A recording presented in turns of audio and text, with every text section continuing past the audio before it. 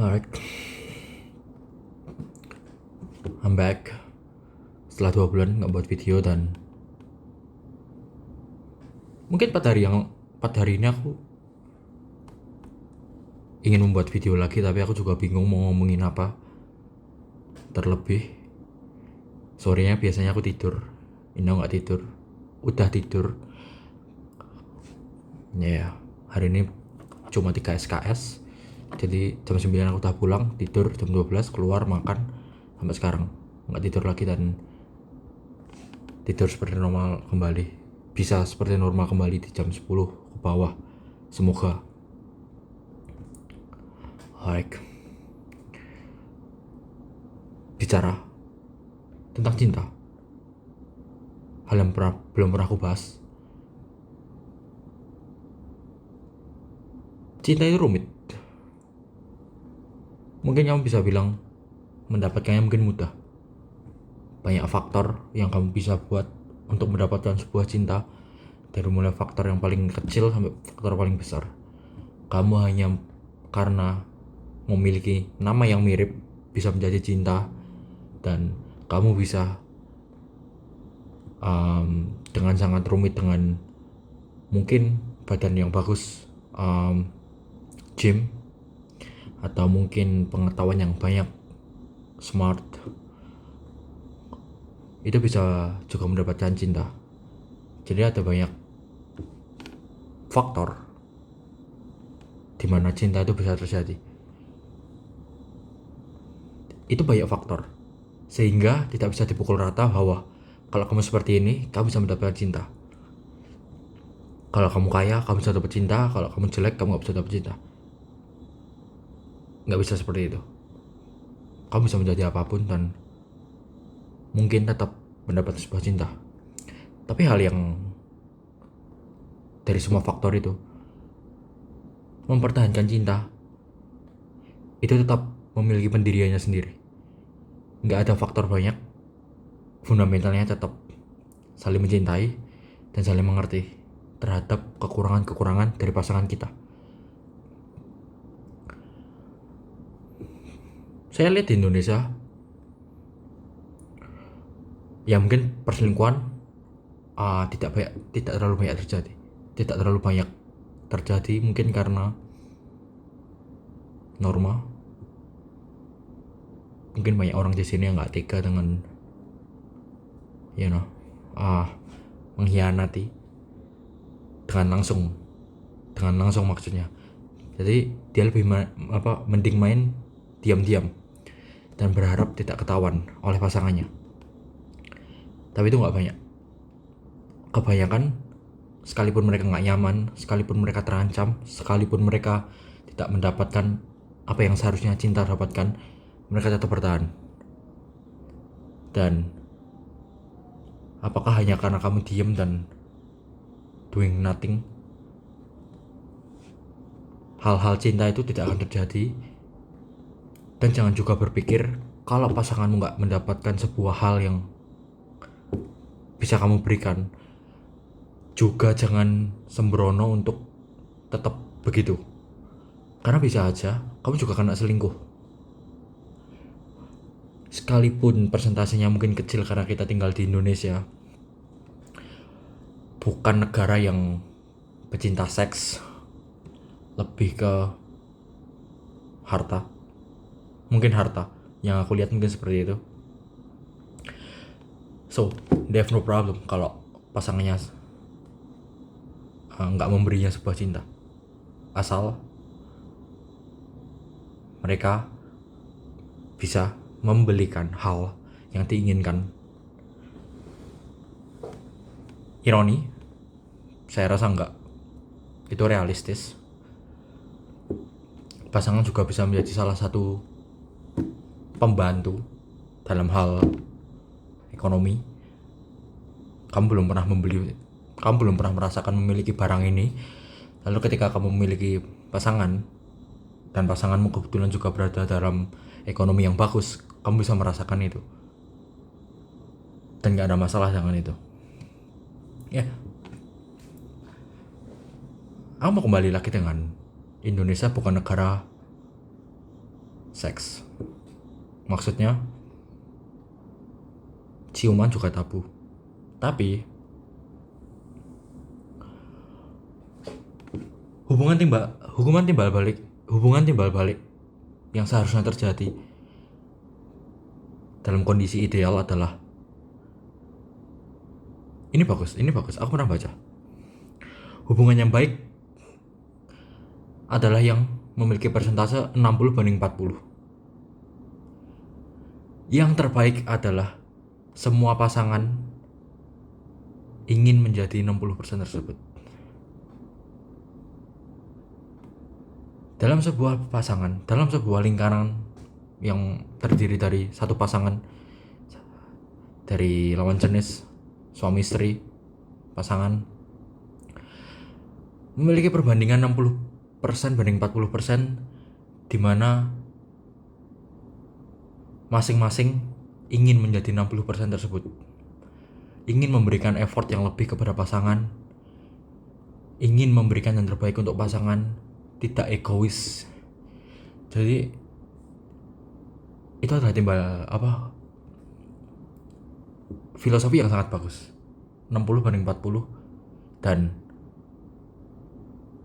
dua orang tersebut berusaha untuk menjadi 60.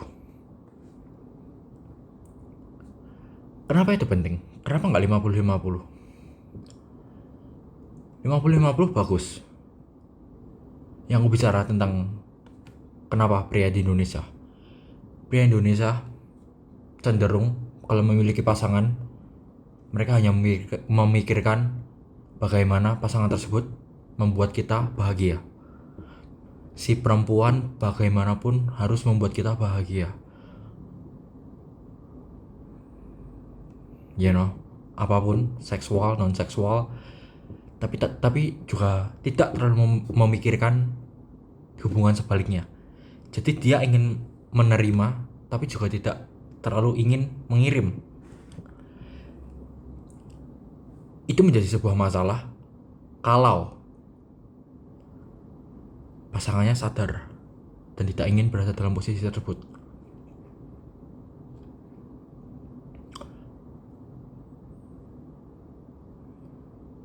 Aku mungkin gak seharusnya cerita ini, tapi aku mungkin akan ceritakan sebuah cerita pendek dari pengalamanku sendiri. Aku ngelihat seorang wanita memiliki seorang pacar. Setelah hubungan beberapa tahun, karena si wanita juga kebetulan berperilaku seperti itu, berperilaku yang ramah terhadap semua pria, membuat banyak pria juga naksir dengan wanita tersebut. Lama-kelamaan, sedikit demi sedikit, wanita tersebut sering keluar dengan pria lain. Sedikit demi sedikit bergantian prianya. Dia memiliki banyak teman dan tidak ragu untuk benar-benar satu rumah. Maksudnya dia berani mengajaknya ke rumah berduaan. Dan saya melihat bahwa di suatu hari ada rumor di keluarga tersebut bahwa wanita tersebut ingin putus dari pria pacarnya sekarang. Dalam transisi itu, tidak butuh lama, wanita tersebut mendapat pasangan baru, pacar baru. Seperti aku yang bilang, wanita tersebut tidak sungkan untuk membawa pria tersebut ke rumah, berduaan di rumah yang lain, terpisah dari orang tua. Saya melihat dan saya mendengar, saya benci ini. Saya melihat mereka berdua di rumah, makan, minum. Lalu sang pacar sebelumnya datang ke rumah dan meminta penjelasan. Mereka berantem di luar, teriak-teriak dengan kasar, bahkan sampai um, kayak anyel gitu, dengan sangat benci dan menjambak rambutnya sendiri saking saking bencinya. Lalu aku keluar dari kamarku, ingin buang air kecil, and guess what, orang yang pacar barunya sekarang yang tadi di rumah itu sembunyi di kamar mandi. Lalu aku karena waktu itu aku tidur, jadi ketika aku bangun hal tersebut terjadi. Lalu aku menggunakan kamar mandi lain dan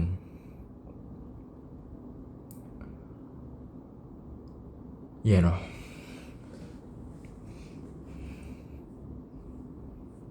bukan pengalaman yang baik.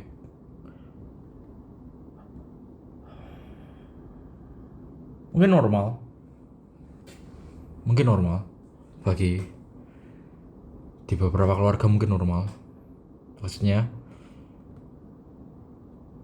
seperti itu, tapi aku pencinta romantisme. Saya berjanji bahwa ketika saya memiliki seorang pasangan, aku akan membuatnya sangat bahagia. Aku akan memberikan apa yang aku bisa. Faktor aku diberi imbal balik urusan belakangan. Yang utama adalah memberikannya hal baik kepadanya. Nggak terlalu berpikir bahwa apakah dia juga harus memberikan imbal balik yang sama. Tapi aku harus selalu membuat dia bahagia, satisfied dalam sisi seksual, non seksual. Aku sangat benci perselingkuhan. Ya, hal buruknya yang aku ceritakan adalah keluarga aku sendiri.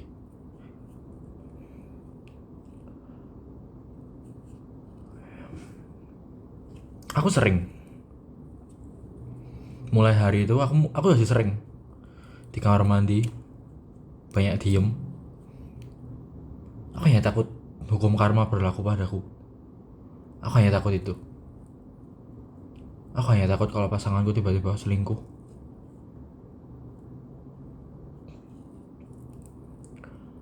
Aku hanya takut kalau aku berada di posisi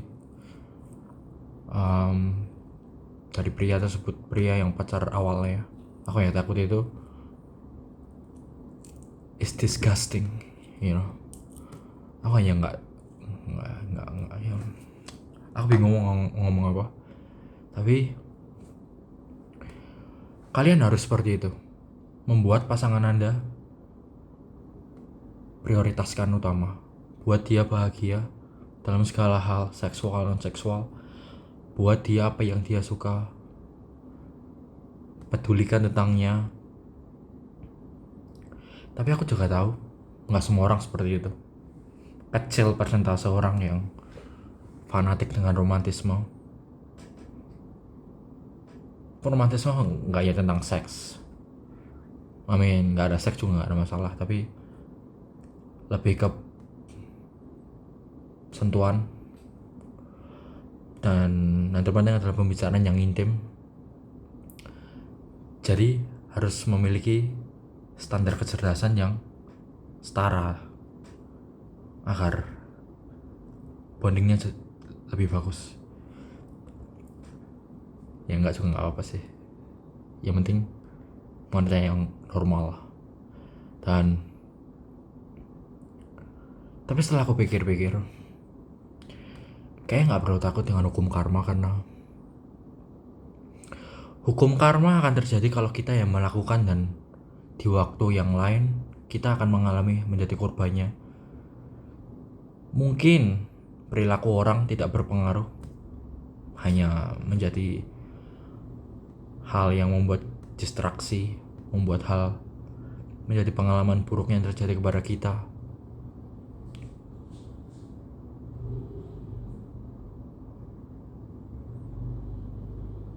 Aku juga mungkin telat sadar terhadap prinsip ini. Aku juga baru sadar mungkin 1 tahun terakhir, ketika saya single Saya baru memikirkan aspek-aspek tersebut, aspek-aspek yang pasangan harus lakukan untuk membuat hubungan menjadi intim. Intim adalah hal yang diperlukan dalam sebuah pasangan, dalam sebuah cinta. Hal yang membuat setiap hari merasa spesial. Hal yang membuat ada pembeda daripada orang lain. Tidak mandang kamu kalau jelek, pendek, nggak terlalu pintar. Tapi kalau kamu mungkin bisa lakukan itu, nggak ada masalah. Ya, terima kasih udah menonton dan good luck dengan kehidupan pasangan Anda. Ya, terima kasih. Baik.